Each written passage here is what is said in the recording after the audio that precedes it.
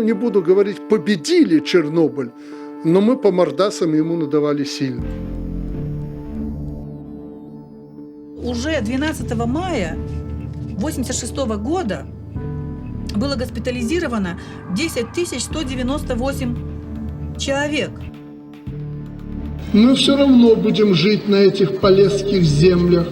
Сделаем все, чтобы вернуть территории для безопасной жизни и труда. Не лезьте туди. Не треба порушати усі закони радіобіології, усі закони фізики. Не треба туди лізти.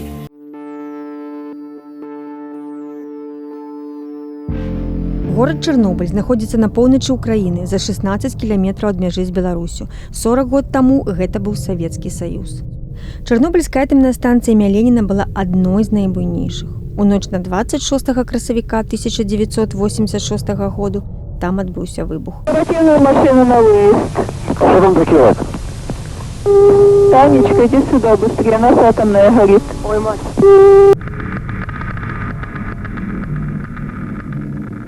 У эпіцэнтры наступстваў апынулася Беларусь. Гэта гісторыя не толькі пра самую страшную тэхнагенную катастрофу. Гэта гісторыя пра тое, як маўчанне становіцца часткай вялікай трагедыі.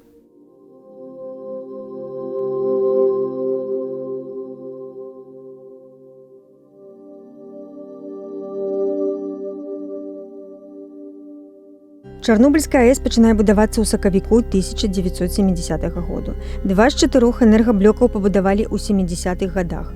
Будаўніцтва 2 астатніх завершылася ў 83 годзе. Менавіта на 4-м і адбыўся выбух. Што насамрэч адбылося? Паводле следства, асноўныя прычыны гэта памылкі персаналу і недасканалая канструкцыя рэактару. У красавіку 86-го 4-й энергаблок рыхтавалі да рамонту, а перад гэтым персанал меўся выпрабаваць новае абсталяванне. Падчас выпрабавання персанал здзейсніў памылку, магутнасць упала практычна да нуля. Выключэнне рэактара пагражае зрывам выпрабаванню, таму дзяжурныя адключылі ўсю аўтаматыку і вывелі 95% стрыжняў з актыўнай зоны рэактара. Пачалася ланцуговая рэакцыя, што выклікала перагрэў і павышэнне ціску ў сістэме ахалоджвання. Рэактар выйшаў з-пад кантролю. 1000-тонную накрыўку рэактара знесла выбухам. У 1 гадзіну 24 хвіліны адбыліся 2 цеплавыя выбухі. Яны прывялі да поўнага абрынання 4-го блоку. Адразу пасля катастрофы загінуў 31 чалавек. 115 000 чалавек былі эвакуяваныя з 30-кіламетровай зоны. У ліквідацыі наступстваў аварыі бралі ўдзел больш за 500 000 чалавек. У выніку аварыі адбыўся выкід 380 мільёнаў кюры радыеактыўных рэчываў, у тым ліку ізатопаў урану, плутонію, йоду, цэзію і стронцыю. 200 000 квадратных кіламетраў прыкладная тэрыторыя забруджвання радыенуклеідамі. Каля 70% прыпала на Беларусь. Маштаб катастрофы ў сотні разоў перавышаў выбух ядзернай бомбы ў Хірасіме.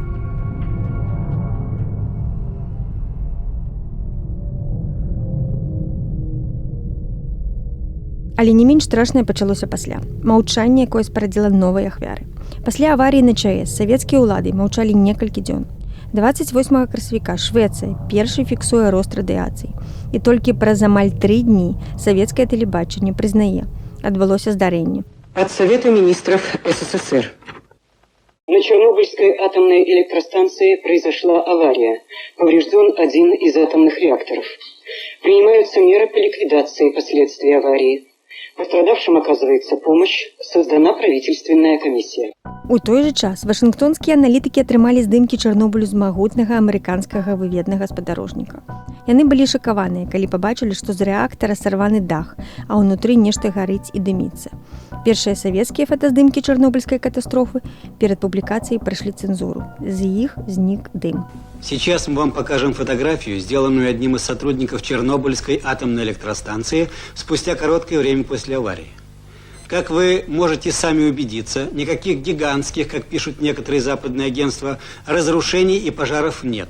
26 красавіка 6-й навіной у тэлепраграме «Время» перадаецца ўрадавая заява, у якой абвяргаюцца заходнія паведамленні пра масавыя ахвяры. Некоторые агентства на Западе распространяют слухи о том, что якобы при аварии на АЭС погибли 1000 людей. Как уже сообщалось, фактически погибли 2 человека. Госпитализировано всего 197, из них 49 покинули госпиталь после обследования.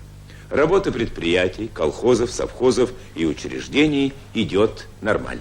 1 траўня ў Менску і Кіеве прайшлі традыцыйныя першамайскія дэманстрацыі, каб падкрэсліць, што ўсё нармальна. Толькі 1 траўня прынята рашэнне аб эвакуацыі жыхароў з 30-кіламетровай зоны вакол рэактара. Праўда, стала вядома значна пазней, ужо пасля распаду СССР, калі пачалі адкрывацца сакрэтныя дакументы. Тады і стала відавочна, маштаб катастрофы ведалі, але маўчалі. Былая народная дэпутатка СССР здолела атрымаць копіі сакрэтных матэрыялаў, каля 600 старонак дакладаў ЦК Кампартыі, складзеных яшчэ падчас ліквідацыі наступстваў.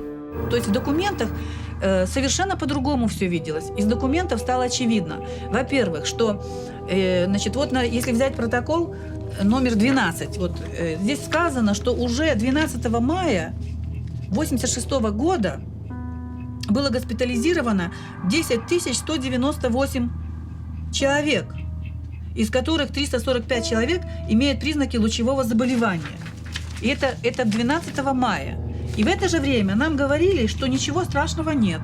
Все хорошо, дети не болеют и взрослые. То есть я увидела, насколько огромна была ложь. Як вынікае з тагачасных данесенняў КДБ, да 1986 году на ЧАЭС было 5 аварый, якія ўлады СССР засакрэцілі. Доктар біялагічных навук Рыгор Ганчаренко так узгадвае тыя падзеі ў інтэрв'ю Светлане Алексеевич, якое ўвайшло ў кнігу «Чернобыльская молитва». Народ как-то уже услышал, передавалось все это из уста в уста. Объявлений не было. Где-то какие-то все кулуарные разговоры. Вот. Я ходил по соседям, объяснял, что надо 2 капельки йода на стакан воды детям давать, потому что йод-131 начнет выпадать.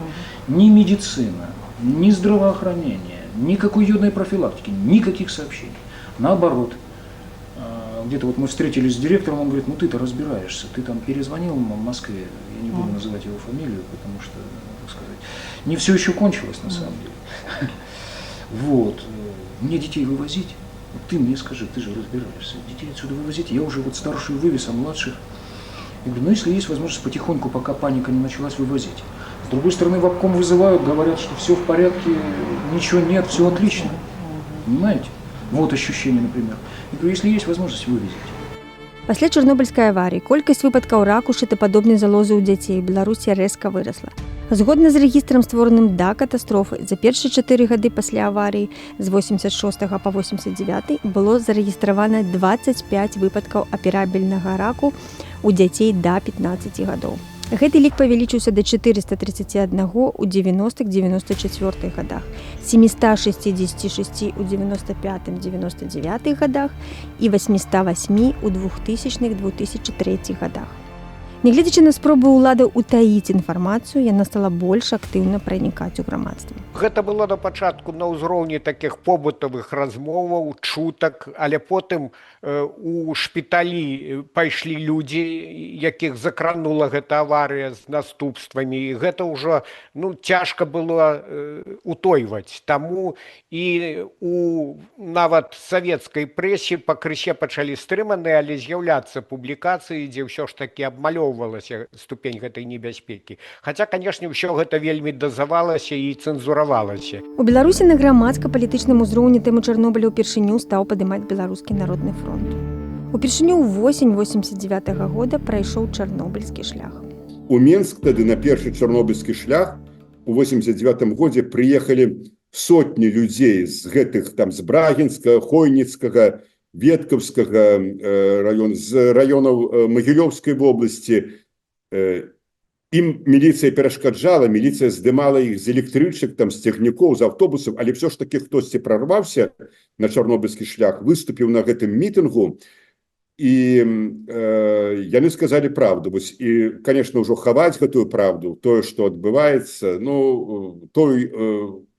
тым аб'ёме, як хавалі яе раней, было просто немагчыма. У траўні 1990 года дэпутаты БНФ запатрабавалі расследавання абставінаў хавання інфармацыі аб чарнобыльскай катастрофе. Была ўтворана адмысловая часовая камісія Верховнага Савету. Фактычна, сутнасць гэтай камісіі можна укласці ў некалькі словаў, больш каротка.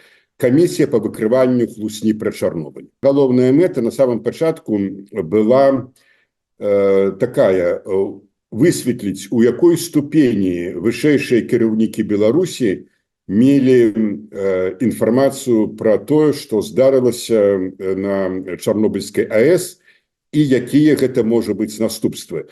Дык вось, калі каротка, а мы апыталі десяткі чалавек, пачынаючы ад самых простых так званых людзей, ад калгаснікаў, ад навукоўцаў да акадэмікаў, міністраў і сакратароў ЦК, мы высветлілі, што ўжо праз некалькі дзён вышэйшае кіраўніцтва БССР, а менавіта першы сакратар ЦК Кампартыі Беларусі Слюнькоў, старшыня Саўміна Кавалёў, мелі ўсю неабходную інфармацыю, якая дазваляла б прыняць адпаведныя захады, каб, ну, ясна, не ліквідаваць вось гэтыя наступствы, яны на стагоддзі, а значна іх скараціць, уратаваць жыцці проста тысяч і тысяч людзей. Гэтыя словы пацвярджае і тагачасны старшыня Акадэміі навук БССР профессор Николай Борисевич. Приходит ко мне заместитель директора Института ядерной физики, который там в Соснах, и говорит: Николай Александрович, радиация, фон такой, которого мы никогда не видели. Я говорю: смотрите, там может у вас реактор, ну, научный такой, для научных исследований реактор. Смотрите там, пойдите, проедьте, сядьте на машину километров 5 от вашего реактора. Ой, мы поехали в лес, так там тоже висит все это на соснах, и такое излучение сильное. Ну, тогда, значит, а Нестеренко, директор Института ядерной энергии, в это время в Москве был. И там узнал, что это рванул реактор, позвонил мне. Ну, тогда стало ясно, мы уже тогда принимали всяческие меры, чтобы, ну, населению сообщить, чтобы государственные лидеры наши это знали, ну, они-то уже знали. Им позвонили, но меры надо было. Але тагачасны кіраўнік Беларусі, сакратар ЦК Кампартыі Миколай Слюнкоў выбраў іншае рашэнне. Слюнков очень отнесся, это некорректно, если так выразиться. Мы приехали с Нестеренкой, к нему привезли карту, уже сняли, где что засыпано. Он ее... Сейф, не надо делать панику. Сел и уехал в отпуск. Вот так. Первый секретарь. Выселять надо людей. Что ты делаешь? Не надо задерживаться даже сутки. А еще же это вот зона, которая больше всего пострадала, эти районы 3 или 4.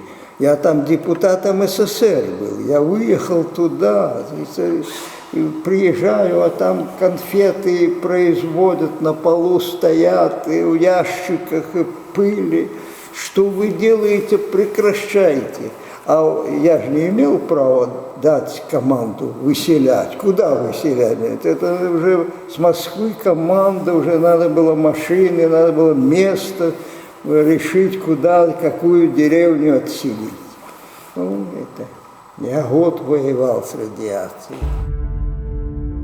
Паводле Сергея Навумчыка, камісіі ўдалося высветліць, што існаваў загад. Людзям, якіх адсялялі з найбольш забруджаных тэрыторый, масава ставілі дыягназ вегетасасудзістая дыстанія. Было 5 мая 1986 года, праз 10 дзён пасля катастрофы. Вегетасасудзістая дыстанія – гэта такая хвароба, ну, нервовае расстройство нервовой сістэмы. Ведаеце, ну, вот человека пераселілі, ну, ён так ясна, з кватэры ў кватэру пераязджаеш, будзеш хвалявацца.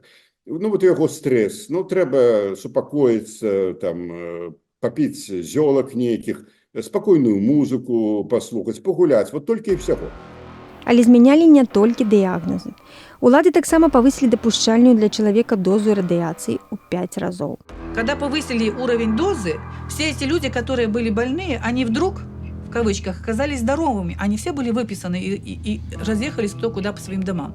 Это было просто преступно. Прафесор Гомельскага універсітэту Юрый Бандажэўскі з самага пачатку вывучаў здароўе жыхароў забруджаных рэгіёнаў. Ён адзін з першых адкрыў прычынна-выніковую сувязь паміж уздзеяннем малых доз радыяцыі на арганізм чалавека і ўзнікненнем сур'ёзных захворванняў. У 1999 годзе яго асудзілі на 8 гадоў турмы, нібыта за хабар. Аднак беларускія міжнародныя праваабарончыя арганізацыі называюць гэту справу сфабрыкаванай, бо ягоныя навуковыя высновы супярэчылі афіцыйным дадзеным. Бандажэўскі катэгарычна выступаў і супраць выкарыстання забруджаных земляў у сельскай гаспадарцы, але беларускія ўлады маюць адваротную пазіцыю. Государство не бросило эти земли, вкладывает серьезные ресурсы. Пострадавшие территории снова возвращаются к жизни. Это не просто история из книг. Это история про честь, отвагу и самоотверженность. Навукоўцы сцвярджаюць іншае, небяспека нікуды не знікла. У радыялогіі, у радыяцыйнай экалогіі лічыцца, што ізатопы нейкія, яны прыходзяць да, скажем так, да фонавай нормы, калі праходзіць 10 паўраспадаў. Разумееце? То бок актыўнасць зніжаецца ў 1024 раза, у 10 паўраспадаў. Зараз мы назіраем толькі 1/10 частку. То бок, умоўна кажучы, мы ў самым пачатку таго, каб поўнасцю пазбавіцца ад тых выкідаў чарнобыльскіх цэзіевых і стронцый. Александр Лукашенко ад самага пачатку свайго кіравання актыўна прасоўвае палітыку вяртання забруджаных тэрыторый. 2/3 загрязненных земель страны пришлось на Гомельщину. Мы все равно будем жить на этих полесских землях. Сделаем все, чтобы вернуть территории для безопасной жизни и труда. Скарачэнне забруджаных зон не пра экалогію, а пра рашэнне чыноўнікаў, кажуць навукоўцы. Гэта нікуды не выпарылася. Просто вось фон ён фармальна праскочыў ніжэй усталяванай бюракратамі нормы. І, напрыклад, там з 1,1 кюры стало 0,99. Все. І зямля адным росчыркам пяра як бы становіцца з бруднай, ператвараецца ў чыстую. З гэтымі землямі можна рабіць толькі адно – пакінуць іх, як яны ёсць. Хай там расце лес, хай там фармуюцца нейкія новыя, не кранутыя чалавекам антропагенным уздзеяннем біяцэнозы. Хай гэта ўсё будзе так, як яно ёсць. Хай гэтыя ізатопы ідуць і глыбей у падсцілку, як бы. Не чапайце іх. Не чапайце іх, хай там будзе запаведнік. У гэтым сэнсе як бы ілюстратыўная гісторыя Фукусімы, якія не пачалі гэта разворваць, не пачалі. Яны зразумелі, што вось гэта падніманне зямлі забруджанай і фасаванне яе ў мяшкі, гэта памылка. Яны пакінулі гэты палігон так, як ён ёсць. І выкарыстоўваюць зараз для выпрабавання роботаў і дронаў там як бы. Не лезьце туды. Не трэба парушаць усе законы радыёбіялогіі, усе законы фізікі, як бы. Не трэба туды лезці. Чаму ўлады і сёння ідуць шляхам замоўчвання і перагляду чарнобыльскай спадчыны? Эксперты называюць некалькі прычынаў ад палітыкі да эканомікі. Лукашенко сам па сабе савецкі чалавек паводле менталітэту і з яго на агледзішча відаць вось тую лінію, што нічога страшнага, якую яшчэ вось у першыя там тыдні, месяцы пасля катастрофы, дарэчы, слова катастрофа тады таксама забаранялася ўжываць, пра аварыю казалі. Так што Лукашенко па сутнасці працягвае вось тую лінію. Нічога страшнага, ўсё пад кантролем, кожны кавалачак з зямлі апрацаваны. Навошта гэта робіцца? Для того, каб дзяржава магла моментальна абрэзаць людзям чарнобыльскія льготы, па-першае, а па-другое, каб адправіць на гэтыя вылічаныя землі, так бы казаць, трактары сеяць нешта на экспорт. То бок, усё робіцца толькі дзеля мінімізацыі дзяржаўных датацый на ликвидацию наступства катастрофы. Вещь, которую я всегда подчеркиваю, это то, что мы, не буду говорить, победили Чернобыль, но мы по мордасам ему надавали сильно. То есть мы справились с решением этой задачи. Нашы героі кажуць, беларусам усё жыццё прыйдзецца жыць з радыяцыяй, і важна самім ведаць і дбаць пра сваю бяспеку. У кожнай сям'і, якія зараз у Беларусі знаходзяцца на гэтых тэрыторыях, нават не знаходзяцца на гэтых тэрыторыях, павінен быць дазіметр. Гэта самае галоўнае. Па-другое, як бы чытаць навіны, чытаць інфармацыю з незалежных медыяў, якія як бы вельмі моцна сочаць за гэтай тэмай. І па-трэцяе, гэта, канешне, забяспечыць сабе рэспіраторную абарону. То бок нейкія нават старыя савецкія фільтруючыя супраць газы, як бы, вось гэтыя паўмаскі, якія выкарыстоўвалі падчас ковіду, як бы, галоўная радыяцыя пры разворванні нейкіх глебаў, пры нейкіх там выкідах гэтага пылу радыеактыўнага, яно ўсё паступае праз паветра. Таму як бы вось гэта галоўнае, як бы засцерагчы сваё дыханне ад радыенуклідаў, як бы, і бачыць, дзе яны, што яны. Калі ўявіць сабе, што здараецца нейкая страшная тэхнагенная катастрофа, то можна з вялікай доляй імавернасці прагназаваць, што цяперашняя ўлада, паколькі ў яе такія ж саўковыя замашкі, такая ж ментальнасць, яна будзе паводзіць сябе прыблізна так, як тады паводзілі сябе камуністычныя ўлады. Варта раіць, каб яны ўсё ж такі не страчвалі інтарэс да незалежных крыніц інфармацыі.